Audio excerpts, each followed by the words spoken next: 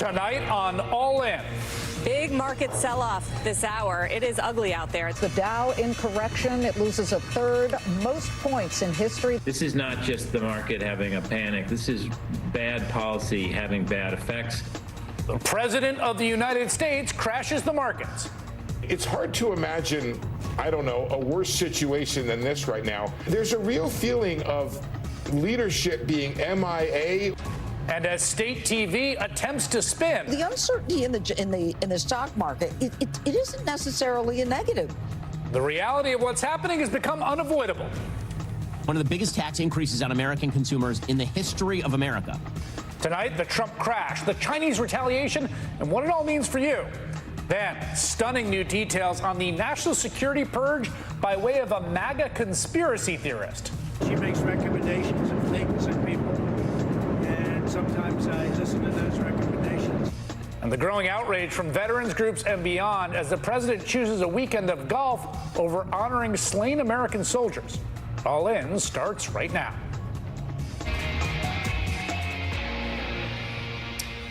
Good evening from New York. I'm Chris Hayes. Donald Trump spent the entire 2024 presidential campaign promising he would enact tariffs across the board, a tax on imported goods. It wasn't a secret. In fact, we covered it very extensively right here on this program. This week, Trump made good on that promise, unveiling a, well, even by his standards, ridiculous tariff proposal that has left nearly all serious economists across the political spectrum downright baffled and appalled. It amounts to an enormous multi-trillion-dollar tax hike on all Americans issued by fiat by the president, especially on working and middle-class families who spend a larger share of their income on the kinds of goods being taxed here. Today, in a post on social media, Trump told Americans to brace for the damage he's done to the economy with a call to, quote, "Hank tough," adding, quote, "only the weak will fail." But the markets were not able to hank tough. Stocks falling off a cliff for a second straight session and closing right about at the lows. All the major averages off 5.5% to 6%, with the NASDAQ closing in bear market territory. S&P 500 wiping out more than $4 trillion in value in 2 days. This big, beautiful economy that actually was rolling pretty good with jobs and inflation coming down feels more like the Game of Thrones Red Wedding. I mean, it is not going well. This is not just the market having a panic. This is bad policy having bad effects. Though I will say Trump's friends over at Fox Business, they did strike something of a different tone. The Dow in correction. It loses a third, most points in history. That's going to do it for us. Hello, folks. Welcome to Kudlow. I'm Larry Kudlow. All right, the stock market's tariff tantrum continues, but you know what? Key countries around the world are lining up to negotiate with President Trump. How about that? The action right now, more and more nations are talking tariff deals with the White House and lowering their trade barriers. We've got the growing list of names. It's beyond Cambodia and Vietnam. I just want to say, as an aside, as someone who works in the industry, whichever Fox Business producer opted for the money flowing down animation in that clip, like, you definitely deserve some recognition. Today, the chair of the Federal Reserve, who was elevated to that position by Donald Trump, warned Americans that economic shocks of these tariffs will be real and they could last for a very long time. While uncertainty remains elevated, it is now becoming clear that tariff increases will be significantly larger than expected. And the same is likely to be true of the economic effects, which will include higher inflation and slower growth. The size and duration of these effects remains uncertain. While tariffs are highly likely to generate at least a temporary rise in inflation, it's also possible that the effects could be more persistent. Trump called on the Fed, which is, of course, an independent entity by statute, to try and bail him out by cutting interest rates. I'm not sure the pressure campaign is going to work or make much difference. J.P. Morgan now estimates the odds of a recession this year at 60%. And keep in mind, entirely as a result, totally ex nihilo, right? Generated by one man, Donald Trump's self-inflicted sabotage of the U.S. economy. As the Wall Street Journal reports, analysts said retaliatory tariffs by other countries, weakening business sentiment in the U.S., and the supply chain disruptions will make things worse. Those retaliatory tariffs are already on the way. Despite the Trump administration practically pleading with foreign nations not to retaliate, China's finance ministry announced a 34% tariff on all goods imported from the U.S. today. Of course, that's a lot of stuff that U.S. farmers export to China. We've been through this before. Donald Trump inched us one step closer to a potentially catastrophic global trade war of all against all. On the Senate floor this afternoon, Democratic Senator Chris Murphy of Connecticut outlined just how bad it could get. In Trump's first term, he imposed a 20% escalating tariff on washing machines. And the idea was that, we want washing machines to be made in the United States instead of outside of the United States. But because he didn't pair that together with any more comprehensive help for the washing machine industry in the United States, it was only downside. That's what's coming at scale, not just on washing machines, but on virtually every consumer product. A big price increase, little to no domestic job creation, all the pain on the middle class. Tariffs can work, but this is not the way that they work. Senator Chris Murphy is going to join me in just a few minutes. First, I want to bring in Steve Leisman. He's a senior economics reporter for CNBC. And Steve, I've been watching your coverage with some interest, and I'd just start by saying, what's your takeaway from these last 2 days? Well, we can go through the tick by tick. I came into the studio about 6:50 this morning when China put those retaliatory tariffs on, and it was clear to the market we're in the middle of a trade war, and I watched the market go down another 500 points. Later in the day, we learned that Fed Chair Jay Powell, he cannot step in to rescue this market because he has to worry about inflation. He can't just worry about the downside growth. But if you take a step back, what's really happening here, Chris, is the market is pricing in the high probability of a recession. That's really what this is all about right now. How much, how little, we don't know. I will say that if there is going to be a recession, there could be further for stocks to fall here. One way to think about this, Chris, is the future value of America is now $7 to $10 trillion less than it was before Donald Trump took office. And I guess another way to think about it is this, that, the Titanic hit an iceberg by accident. This is the equivalent of steering the Titanic towards the iceberg.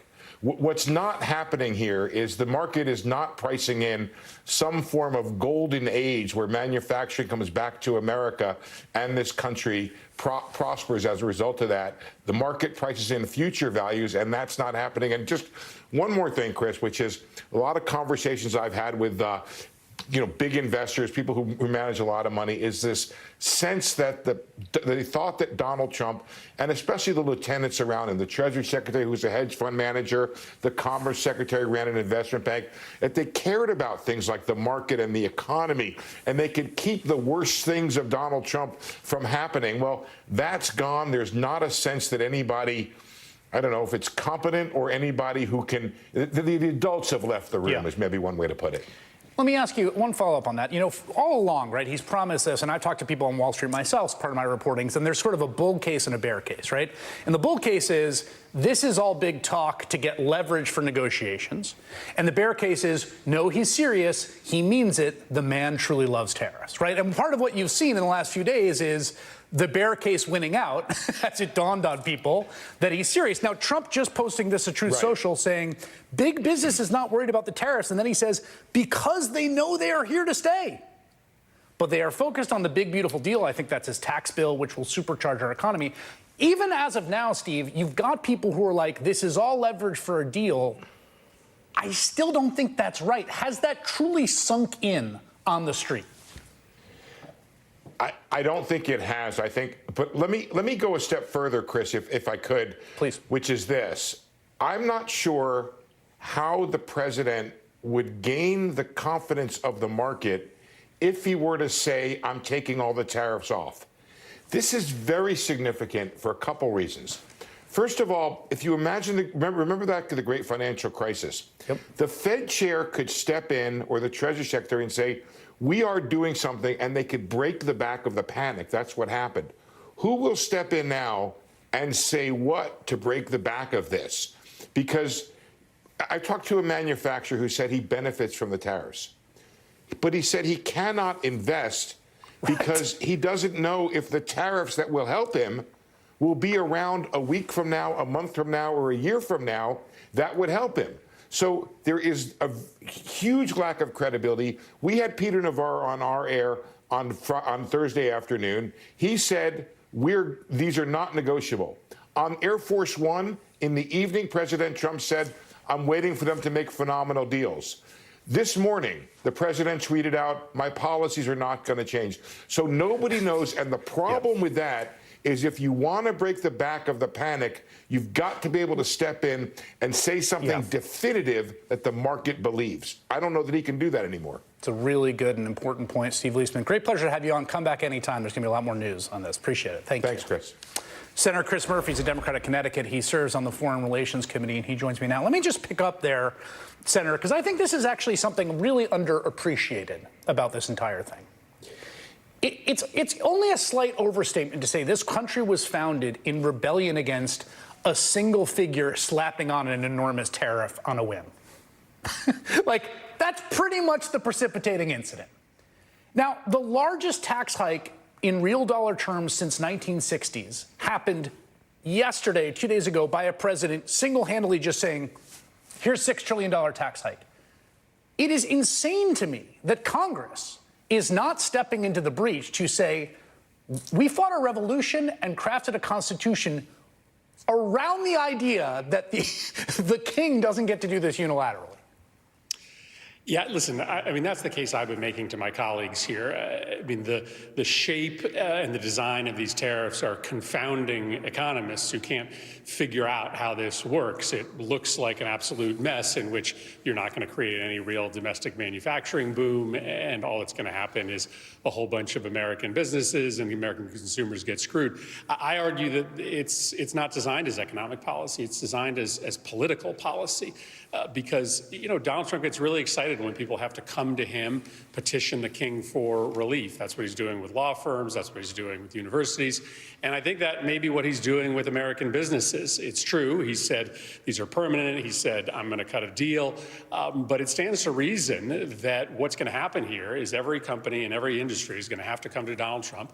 They're going to make their case for sanctions relief. And in return, he's going to tell them the list of things they have to do for him. Buy his crypto coin, tell their employees they can't work for the opposition. This is, in fact, why the Founding Fathers put the taxation power as well as spending power in the hands of Congress. We outsourced it to the president. And yes, it is completely within our power to grab it back. Hopefully Republicans, as they see this recession coming, may think twice and join with us. Yeah, just to stay on this, because I think it's, you know, Chuck Grassley and Maria Campbell, your colleague on the Democratic side, have a bill to sort of massage this. But I just want to stay on this for a second, because the actual statutory authority, which is a law from the 1970s, designed for essentially economic sanctions on sort of national security bad actors. You know, he wrote this emergency, declaring an emergency because fentanyl's pouring over the border.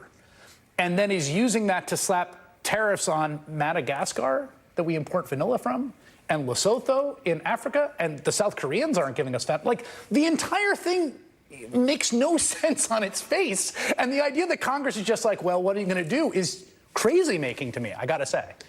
Well, again, that's true unless you come to the conclusion that the vast majority of Republicans, their number one priority is Trump seizing power and the Trump family and the MAGA universe holding power forever. Yeah. And if that's his goal, and if he's using the tariffs as a means to compel loyalty from industry and business, then you're not going to have a revolt from Republicans in Congress, because with the exception of maybe 20 Republicans in the Senate, the Republican Party inside Congress is done with democracy. All they care about is making sure that Democrats never, ever win another election. And this might be, you know, just an element of a broader policy to try to destroy dissent in this country. Your point about the washing machines, I watched that whole speech today. I thought it was very good. And one of the points that's important here is what happened with the prices is exactly what you would predict, which is the foreign goods got tariffed and they went up, right, because of the tariff. But domestic producers got to spike the prices too. So it's like, yeah, okay, maybe you're going to buy a Ford and not a Toyota. What do you think is going to happen to the price of the Ford if their competitor has to jack the prices by $5,000 or $6,000? Yeah, and in the washing machines case, it wasn't just that the non-tariff washing machines went up in price too. Dryers went up too, because you sort of know that those prices hang around together. And so the greedy corporations just took the opportunity and raised prices on a machine that had no tariff attached to it. Yes, so listen, the lesson here is not that tariffs can't work. I actually think that we should be entering an era in which we are more willing to use some level of protectionism to boost American industry. But you have to partner those tariffs together with two additional policy elements. One is incentives for domestic manufacturing. You've got to have industrial policy. The penalty alone doesn't cause somebody to start a factory. And third, the second new element is that you have to hold corporations accountable when they cheat people. You actually have to watch how they're increasing prices and have a price gouging policy that holds those greedy corporations accountable. Trump doesn't have those other two elements, and thus all that's going to happen here is that people are going to be out a ton of money. Corporate profits are likely going to stay high. And guess what? This bill that they have on the floor right now is going to allow the corporations to make all that extra money off of price gouging and pay a lower corporate tax rate. Yeah, and I would add one more thing, which is there's all this talk about manufacturing. Like, our trade imbalance with Madagascar is because we get a lot of their vanilla and they don't buy much from us because they're poor. It's not because they took our manufacturing jobs. And like, we can't grow a lot of coffee here, nor bananas, nor vanilla. So it's like, we're not insourcing that stuff, guys. Like, even if you had the theory of the case, like, us going after them makes zero sense. But again, to your point, it's not about the economics here. Senator Chris Murphy, thank you very much for your time tonight. Thanks. Coming up, the more we learn about how Trump decided on his tariffs, the more ludicrous it seems, and the more it all kind of weirdly makes sense. Next. I'm Dan Oliver, the owner and founder of... As trillions of dollars of wealth have been wiped out over the past 2 days, we're learning more about the origins of the formula Donald Trump used to bludgeon the American economy. The bottom line is it's a nonsense math equation. I mean, actually, that makes it look much more serious than it is, that no one has ever seen or used before, reverse engineered to make it look like we were being victimized by the rest of the world. You'll never believe who's behind it. And at 1 p.m., Ted Cruz, Senator Ted Cruz, and Gosar, a representative, started the Green Bay sweep beautifully, challenging the results of Arizona. Yes, Peter Navarro, the guy who described on air his Green Bay sweep plan to overturn the 2020 election, an election that was won by Joe Biden fair and square, and later spent 4 months in federal prison for refusing to cooperate with a congressional investigation into Trump and Navarro's efforts to overturn the election. Some really great reporting from the Washington Post discovered that while precisely who proposed the option remains unclear, it bears some striking similarities to a methodology published during Trump's first administration by Peter Navarro. Betsy Stevenson served on Obama's Council of Economic Advisors, is a professor of economics and public policy at the University of Michigan. Her partner in life and economics is Justin Wolfers, who also teaches economics and public policy at the University of Michigan. They both join me now.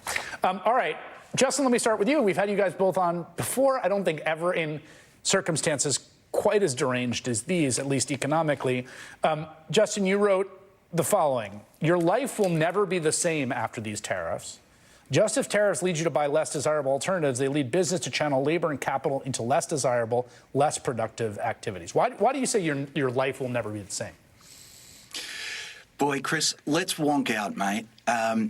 So we all know that tariffs are costly. That's been so much of what we've been debating. And I'm going to attempt to perform something on your show that's never been done before. Let's talk about the mathematics of it. It turns out that the cost of tariffs rises in the square of the tariff. Read the column to figure out why, but let me get back to why that matters. In the first Trump administration, he raised tariffs from pretty low to fairly low. Not that big of a deal, because fairly low squared, not a big deal. Right. What he's done this time is he's raised them from fairly low to really high. Your life will never be the same, because really high squared is bad.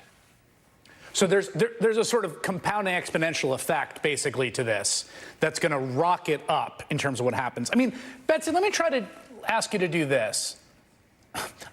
Too many people are doing this, but I almost regret to do it, but it's worthwhile. Like, I've seen a bunch of people trying to figure out whether, like, Chauncey Gardner really has something figured out here. You know, like, what's the grand theory behind this? And I guess if, like, you work super hard, can you see a method to this madness? So I am really an optimist by nature, and so I always try to figure out, like, what is the method to this madness? And I'm a little disheartened because I think it is really that President Trump believes that the way to restore glory to the United States is to build the economy of his childhood in the 1950s. And no one around him has been able to explain that technological change, changing living standards, we're all a lot wealthier than we were in the 1950s, means that our economy looks different, and it's still going to look different. We could tariff the heck out of it to try to make it smaller, but we're still not really going to get ourselves back to that 1950s economy. And I think the fundamental problem is that he doesn't have people around him that feel that they have the courage or the authority to try to explain to him that manufacturing has diminished in the United States, as you pointed out earlier, not because we're buying our vanilla from Madagascar, but primarily because technological change means manufacturing is done with fewer workers. And to some extent, we have managed to outsource things like clothing production. Used to be done in the U.S. It's now done all around the globe. The U.S. imports 98% of our clothing. The end result is that we spend a lot less on clothing than we did in the 1950s, a lot less as a share of our budget, and we own a lot more clothes. Yeah, I mean, so let's take this for a second. Stay on this, Justin. Let's say even that the goal is to make American sock factories great again, and we need a renaissance of American apparel manufacturing right here in the good old USA. Let's say that's the goal. Part of what's so sort of deranged about this entire undertaking is it's going to take a long time to get the investment necessary to build a bunch of apparel factories in the U.S., right? And if the only thing that's making them pencil out are these tariffs, are they going to be there in 3 or 4 years when your sock factory comes online? Who the hell? Like, there's no credibility or constancy possible under these conditions to even get the result, Justin, that putatively you want, which is to bring apparel manufacturing back. Now, Chris, you're asking me to grade your paper because you get an A right there. Look, you're exactly right.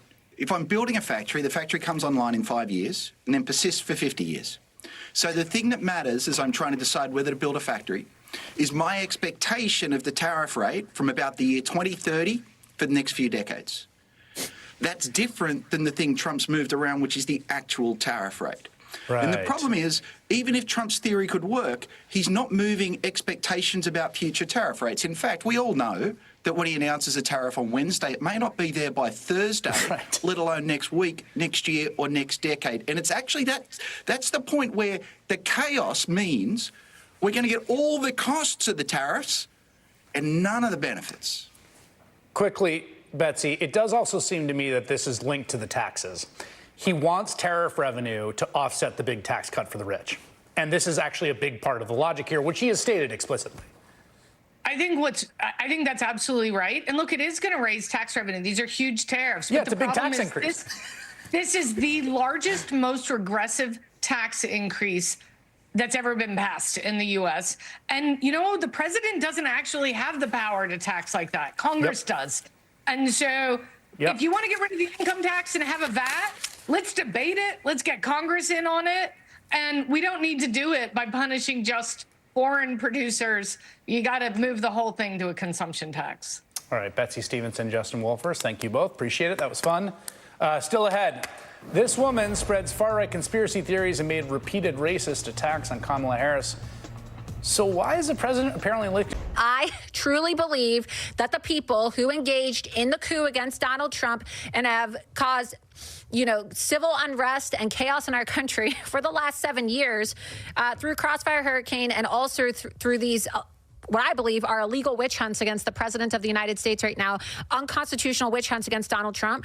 They are treasonous. They are traitors. They should get the death penalty when they are jailed in the next Trump administration. We first learned about the Oval Office meeting with Donald Trump, high-level cabinet officials like Vice President J.D. Vance and Commerce Secretary Howard Lutnick and National Security Advisor Mike Waltz, and that woman you just heard, conspiracy theorist Laura Loomer, yesterday morning. It was a meeting the New York Times reported lasted for half an hour and resulted in 6 firings from the National Security Council after Loomer laid out a list of people she believed were disloyal to Trump. Later in the day, Donald Trump was asked about it on Air Force One and confirmed that, yes, the lady who thinks 9/11 was an inside job, who was banned by Uber and Lyft for her anti-Muslim tirades, who chained herself outside the doors of Twitter when she was banned from that, does give the president recommendations, and sometimes he does listen. Laura Loomer is a very good patriot. She is a very strong person. And I saw her yesterday for a little while. She makes recommendations of things and people. And sometimes I listen to those recommendations. What did she recommend?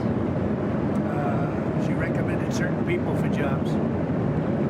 Adding to the administration, not adding. Who did she recommend? Firing? Well, she'll recommend that too. Did she have anything to do with the NSC aides who were ousted? No, I don't know. Do you know how many, sir? Do you know how many from the NSC? Not many. Was it 5, a dozen? I really don't know. He doesn't seem to care that much either way or be that checked in. Now, the President of the United States said right there that he does not know who was actually fired. Well, we now know that as many as 6 people were fired, including, get this, the chief of the National Security Agency and the deputy director. And then, guess what? In a lengthy post, Laura Loomer took credit for all, claiming, as she had said in the Oval Office meeting, they had been disloyal to Trump. The NSA director was fired for being handpicked by General Milley, who was accused of committing treason by President Trump. Senator Andy Kim is a Democrat in New Jersey. Before he was elected to Congress, he was a career public service, serving the Pentagon, the State Department, and on the White House National Security Council, and he joins me now. Senator, this feels like a kind of bad fever dream or like a bit of parody, but it's real. What is your reaction to finding out this individual has essentially firing power, even over someone who's the head of the National Security Agency? Yeah, Chris, you know, it would be absurd and hilarious if it wasn't so scary, you know, in terms of how it actually manifests here. I mean, you know, I worked at the National Security Council for 2 years. You know, the National Security Council is supposed to be the best of the best. You know, it's supposed to be, you know, part and part a quarterback and a flight control in terms of everything that is happening in foreign policy. In fact, it used to be said that nothing could get to the president about foreign policy unless it went through the National Security Council, which clearly now is no longer the case, as apparently Laura Loomer has an ability to be able to get to the president about foreign policy. And that's just so alarming. And to the point that you had with your previous segment, if you want to know why there's so much chaos and confusion about what happened with regards to the tariffs, I can say it's because of the absolute dysfunction of this National Security Council, as demonstrated by what just happened with Laura Loomer. Yeah, that's an interesting point. We're showing Laura Loomer and the president, who do seem to be quite close. Why do you say that? Why do you say that there's some relationship between the sort of organizational dysfunction and then these crazy outcomes like the genuinely ludicrous chart that the president came out with?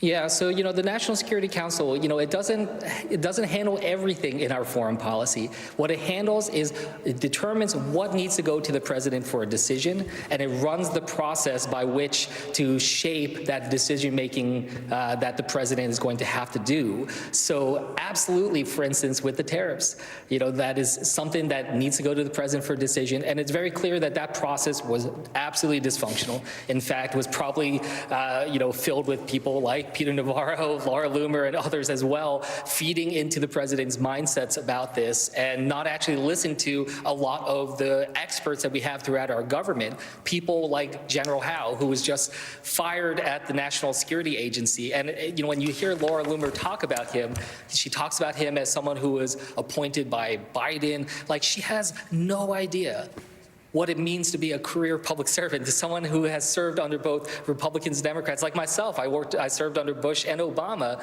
but she has no idea. She can't fathom the idea that someone would serve the country and not be loyal or pledge fealty to a particular president. Yeah, just to put up General Howe's quick bio. He was head of the U.S. Cyber Command. He had 30 years of military service, commander of 16th Air Force in San Antonio. A very distinguished, long career, and I think a sort of nonpartisan figure. You're in the Senate well right now because the Republicans are having a kind of vote-a-rama to set up their big tax bill. And this relates back to the tariffs, I think. My understanding, honestly, is that one way to make sense of the total chaos and insanity of what's the largest tax hike ever unilaterally imposed by an American president, as far as I can tell, is that he wants that so that he can then cut taxes for rich folks. And the Senate Republicans are sort of starting the ball rolling towards that process tonight. Is that how you understand what's going on here? Yeah, look, I mean, there's an equation here as well to be looked at. And what you see on one side is you see, as you said, the largest tax cut. I mean, this massive tax cut, this massive tax with the tariffs that is now put on the American people in a regressive way that's going to hurt so many families struggling. You add that to that, the gutting of Medicaid, which is what the Republicans are trying to do here at the Senate tonight. And what is that in service of? It's not meant to try to, bring down the deficit or anything that resembles financial responsibility. It's going to go to tax cuts, $4.5 trillion in tax cuts to billionaires that are, that have so much money. They have, their own space program individually. It's like one of those things where I can't stress to the American people enough to really follow the money here and see what is happening. They are taking our hard-earned money through these tariffs, the tax that is just levied by the president, through this effort that we're going to be here probably till 4 or 5 a.m. tonight, trying to do our best to highlight and show to the American people what is happening right before us, that they're going after people with disabilities, seniors and long-term care, nursing homes. 1 out of every 3 kids in my home state in New Jersey gets their care through Medicaid. That is what they're trying to take away in order to give Elon Musk a bigger tax break. Senator Andy Kim of New Jersey, thank you for taking a little time with us tonight. Thanks, Chris. Still to come, Donald Trump shirks one of his most sacred duties as Commander-in-Chief for candidates tomorrow. Try it free only at ZipRecruiter.com/MSNBC. It's a disgrace. Who would say a thing like that? Only an animal would say a thing like that. There's nobody that has more respect for not only our military, but for people that gave their lives in the military. That was Donald Trump in the White House back in 2020, looking considerably younger, denying a report by Atlantic editor Jeffrey Goldberg. The president had refused to visit a cemetery for Americans' war dead in France, and that he had called fallen American soldiers losers and suckers. Last week, Trump was in the White House responding to Goldberg's latest bombshell story about Goldberg getting added to that infamous Signal chat in which Trump's vice president, defense secretary, national security advisor, head of intelligence texted classified war plans and emojis. But as Trump was spinning, he got blindsided by another national security question. You use Signal, and we use Signal, and everybody uses Signal, but it could be a defective platform, and we're going to have to find that out. Mr. President, have you been briefed about soldiers in Lithuania? Say it? Have you been briefed about the soldiers in Lithuania who are missing? No, I haven't. No, I haven't. Commander-in-Chief had apparently not yet heard the news. 4 soldiers of the 3rd Infantry Division and their 63-ton armored vehicle had gone missing during a training mission with NATO allies in Lithuania. The following day, search teams found that armored vehicle. It had gone into a swamp and fallen 15 feet underwater. All 4 of those soldiers, ranging in age from 21 to 28, died in that accident. Eventually, the president was looped in. But instead of receiving the remains of the American soldiers when they arrived home today for a dignified transfer, Trump hit the links for a Saudi-backed LIV golf tournament at his Doral Resort and Golf Course in Florida. And after that, according to CBS News, Trump was set to host a $1 million a person candlelight dinner tonight at his Mar-a-Lago resort to benefit a MAGA super PAC. It would, of course, cost Donald Trump nothing to simply give the appearance that he cares more about America's fallen service members than he obviously does. It would have taken little effort for him to take the short trip from the White House to receive them at Dover Air Force Base. Evidently, he had other priorities. In fact, the President of the United States, who says nobody cares more about America's fallen heroes, couldn't be bothered to show those soldiers the same respect they got from the people of Lithuania. This was the scene Thursday in the streets of Vilnius, the Lithuanian capital, as NATO troops joined hundreds of residents, including school children and the nation's president, to line the streets, waving American flags, forming an impromptu honor guard to see off the motorcade, carrying those 4 soldiers back home to America. Their names are Private First Class Dante Taitano from Guam, 21 years old, Staff Sergeant Edvin Franco of California, 25 years old, Staff Sergeant Jose Duenes Jr. of Illinois, 25 years old, and Staff Sergeant Troy Knudsen Collins of Michigan, 28 years old.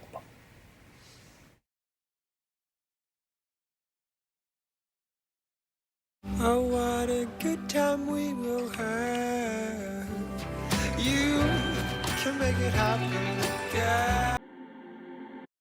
As the Trump administration forges ahead during these critical first 100 days, Rachel Maddow is on 5 nights a week.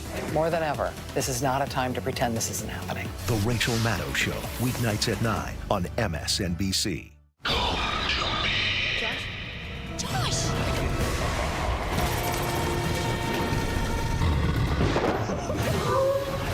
You have got to see this. Epic Universe, only at Universal Orlando Resort. We can never predict the future, but it does seem possible this week will go down as a kind of turning point in the Trump-Musk presidency and in American politics. Remember, just a few days ago, started off with New Jersey Senator Cory Booker speaking on the Senate floor for a record 25 hours, calling on Americans to meet this moral moment. Then we saw the absolute rejection, indeed, you might even see humiliation of Elon Musk and his $25 million in the form of a double-digit win in the Wisconsin State Supreme Court race on Tuesday, followed by Donald Trump announcing truly nonsensical, damaging global tariffs on Wednesday. Since then, the stock market has been plummeting in response. Tomorrow, to end the week, a mass protest is planned in over 1,200 locations across the country, with over 500,000 people signing up to resist what is happening as part of the Hands Off 2025 protests. Josh Marshall is founder and editor-in-chief of Talking Points Memo. He's been closely reporting on Trump and Musk's dismantling of the government. He joins me now.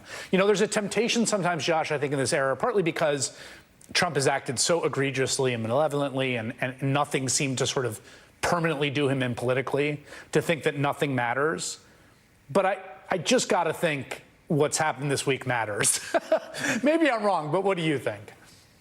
Oh, I think it does. I mean, you know, everything that is happening in this struggle that has been going on for the last couple months is about public opinion, and people notice these things, right? I mean, you know, one thing I've thought a lot about back to the first Trump presidency is that until COVID hit, there was definitely a way, and a lot of Democrats, a lot of liberals didn't really appreciate this, that if you just turned off the TV and didn't pay attention to politics and the news, you could sort of feel like it didn't matter. Totally. You know, he said some stupid things, but it kind of didn't matter. It didn't materially affect your lives.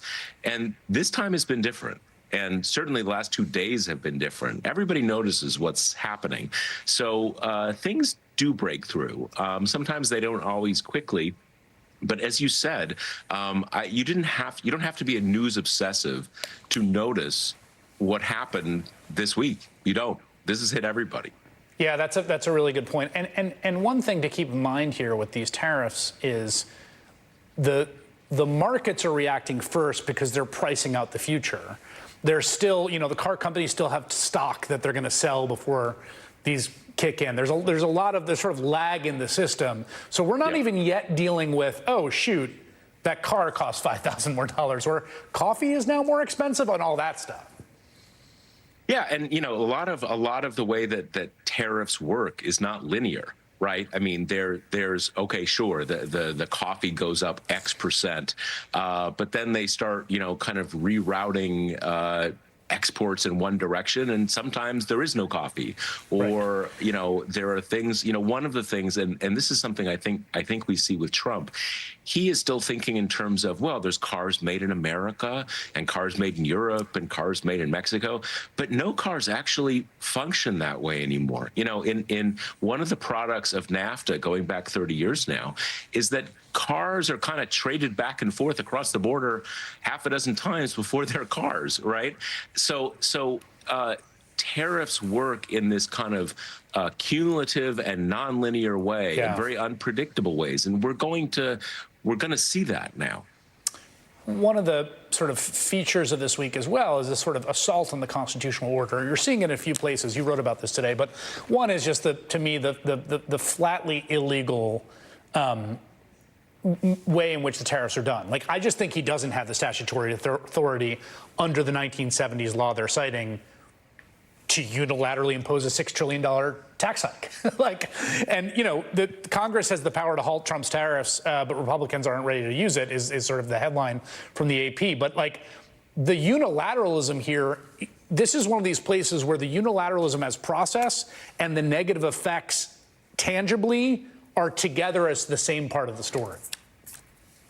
Yeah, I mean, unfortunately, one of the things we have seen in a lot of the stuff DOJ is doing, you can't, it is against the law, against the Constitution, to go in and just start dismantling the government. We hire presidents to run the government, not dismantle parts of it. But those things don't really impact a lot of people, at least in the short term. But as we were just saying, the tariffs do impact a lot of people. And as you say, it's sort of one of these funny things with this law that this is definitely not what he is allowed to do under the law. The law is specifically about national emergencies. Yes. That you give the president the flexibility to move quickly and stuff like this. And what he did here was declared a national emergency and then put in place these tariffs. Now, unfortunately, and this is something that at some future point when things become normal again, we're going to have to revisit some of these laws. Yep. Because it says he can only do this during a national emergency, and who decides whether there's a national emergency? The president. Yeah. So, yeah, it's against the law, but Congress put him in charge of, deciding what's legal, basically. Yeah. Final question for you on the sort of constitutional order, the frontiers of it. The sort of most dystopian aspect, I think, in the first 2 months would be the rendering of people on the thinnest of pretenses, often plainly incorrectly, to this foreign gulag that they're never heard from again. And one of those men, a father from Maryland who'd been in the country for a while, he had legal protected status, essentially. The government said you can't deport him. He was sent anyway. The Trump administration admitted it was an error. There's a federal judge tonight saying you have to bring him back. And the White House saying, we suggest the judge contact President Bukele because we are unaware of the judge having jurisdiction or authority over the country of El Salvador. This seems like the big showdown. Yeah, I mean, there's so much intentionally dystopian aspects of this, right? We just sent him to be in prison for what? Who knows? In this literally foreign gulag, and the White House is kind of saying, oh, he's in another country. What do you want us to do? Too late. Yeah, too late. But this is one of those cases where at least usually a judge will listen to what the government says and assume it is broadly accurate. But, clearly that's not the case. They can get him back. And you're right. This is the moment of confrontation where we find out whether they're going to follow the law. Yep. Josh Marshall, thank you very much. Have a great weekend, my friend.